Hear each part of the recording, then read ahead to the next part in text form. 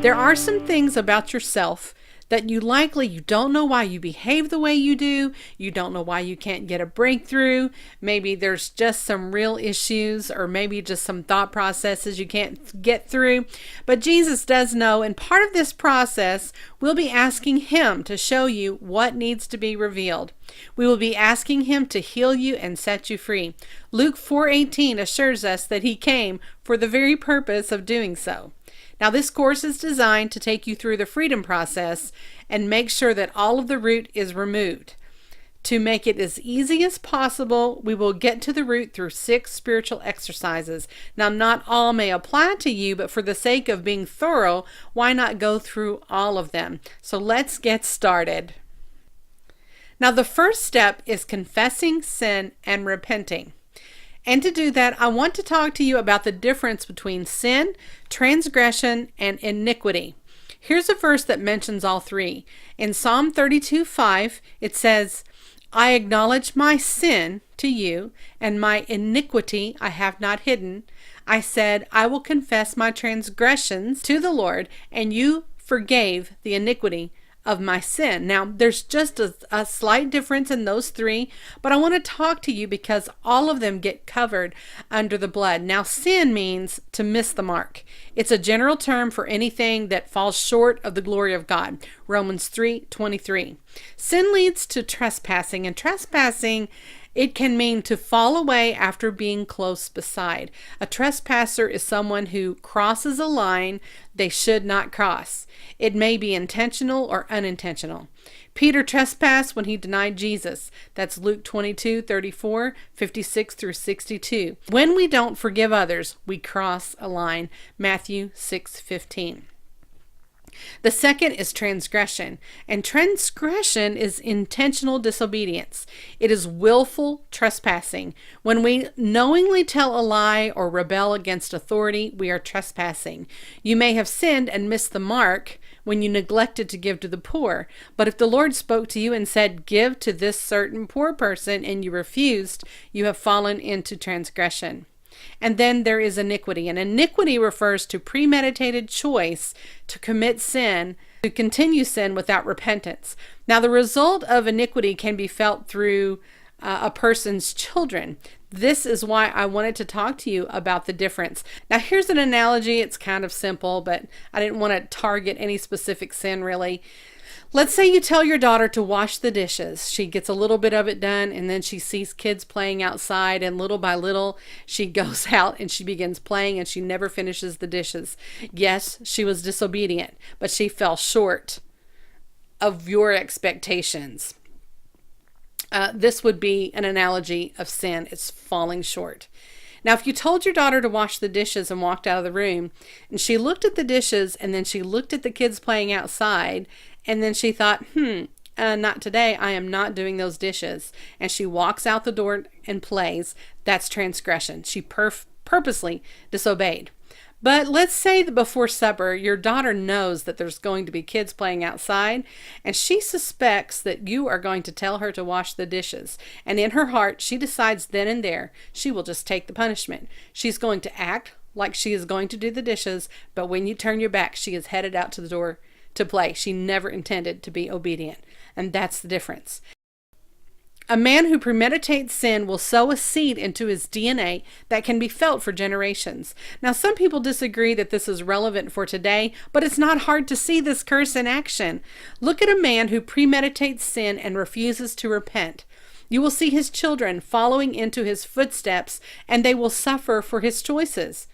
That doesn't mean that they stand before God and whatever, if their grandfather committed adultery, that they have to stand before the Lord and account for that sin. But what it means is that it impacts his generations, and he may have released a spirit of perversion or unfaithfulness that attacks his lineage. Now look at the lines of abuse, addictions, early death, etc. We all know families who have the same ailments and issues in their bloodline. Now look at Exodus 34, 6 through 7. And the Lord passed before him and proclaimed, the Lord God, merciful and gracious, long-suffering and abounding in goodness and truth, keeping mercy for thousands, forgiving iniquity and transgression and sin, by no means cleansing the guilty, visiting, listen to this, the iniquity of the fathers upon the children, and the children's children to the third and fourth generation. Now, whether you have sinned without realizing what you are doing, what it is that it's sin, listen, I know people that commit fornication and have never been trained or taught that it's a sin. So if you sin without realizing it, or if you have a premeditated sin, a simple confession of wrongdoing and acceptance of forgiveness by Jesus will absolve you from the weight of that sin. Jesus is your escape. The first thing I recommend doing to get this covered is asking the Lord to convict you of any sin that you need to confess. Ask Him, and when the sin comes to mind, confess it as sin and ask the Lord to forgive you and wash the sin away. Now, He may do this right now all at once, or you may just be reading a scripture and go, oh man, that's sin, I didn't know it. When you realize something is sin, you just simply say, Lord, I ask forgiveness of that. I'm going to turn away from it, wash that away. It's a supernatural trade or exchange that takes place. You give Him the sin and He gives you eternal life. You don't have to be a genius to know this is an excellent and profitable trade. Here are some scriptures to confess and digest when the voice inside you begins to accuse you and tell you that you cannot be forgiven or that you do not even have to repent.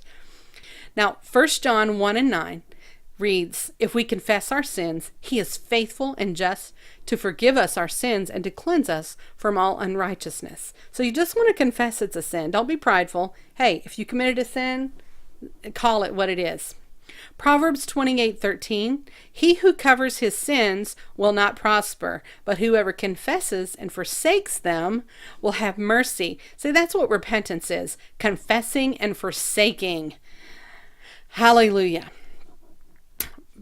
For some reason, there's a lot of healing that even comes in just confessing.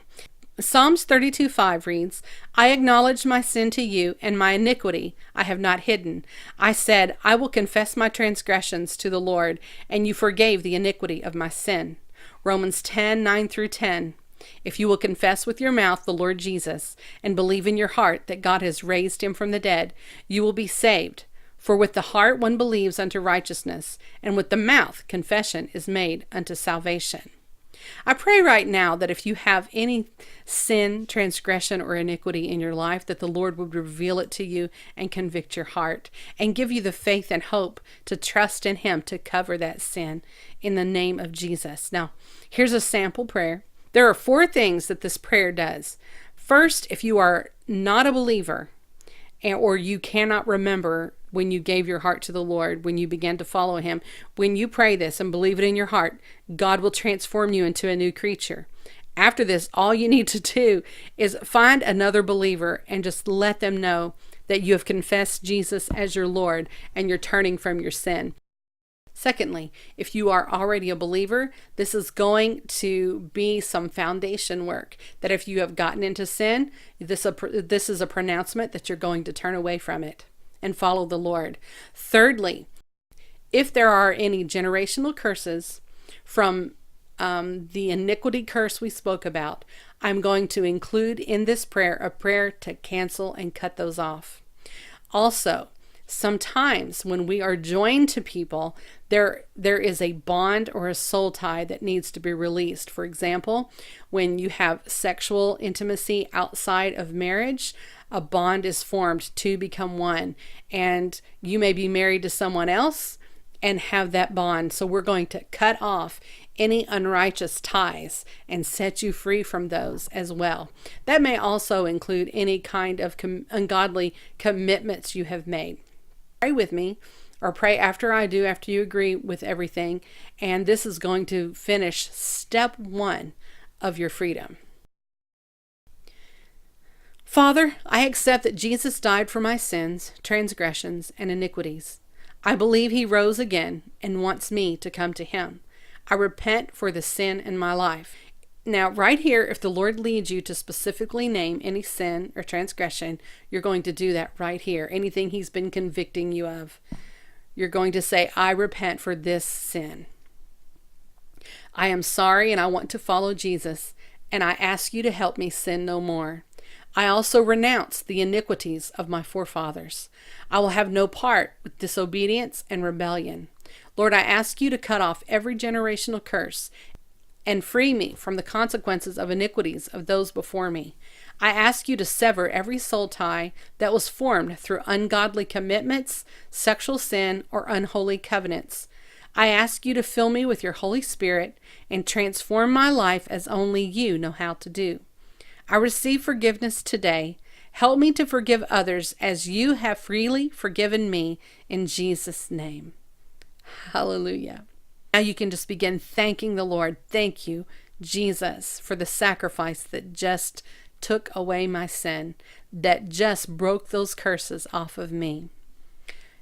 Use the faith that God gave you to believe what you prayed and trust in Him.